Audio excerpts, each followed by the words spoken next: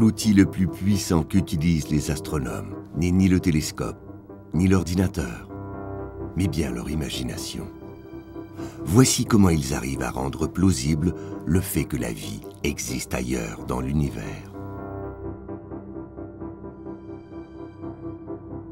Oui, ce n'est pas une façon pratique, mais très théorique. C'est un argument qui vaut ce qu'il vaut, mais qui se présente à nous quand on regarde ce que nous avons appris sur l'univers. Alors, on regarde l'univers par ce qu'on peut appeler les trois fenêtres. La grande fenêtre, c'est l'astronomie, c'est les étoiles, les galaxies, les nébuleuses.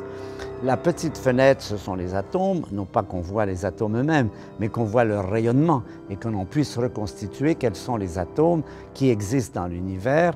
Et la fenêtre intermédiaire, c'est la fenêtre qui a à peu près notre dimension, dans laquelle il y aurait des organismes vivants.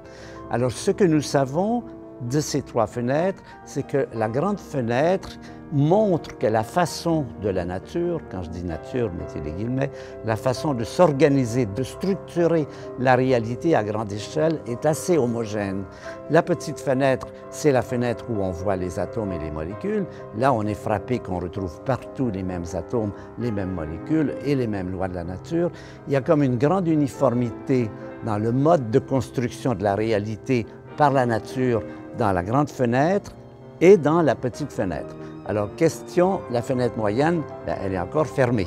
Qu'est-ce qui va se passer quand on l'ouvrira, c'est-à-dire quand on aura des informations sur des questions comme est-ce qu'il y a des structures plus avancées, des structures organisées, des structures vivantes, donc qui typiquement ont des dimensions là intermédiaires entre le millimètre et plusieurs mètres.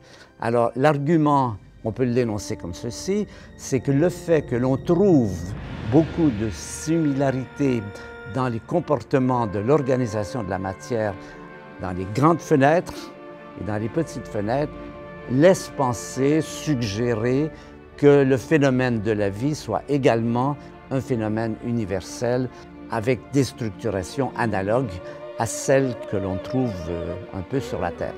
Voilà, c'est l'argument des trois fenêtres. Chacun peut y croire ou pas y croire. Moi, je le trouve assez intéressant.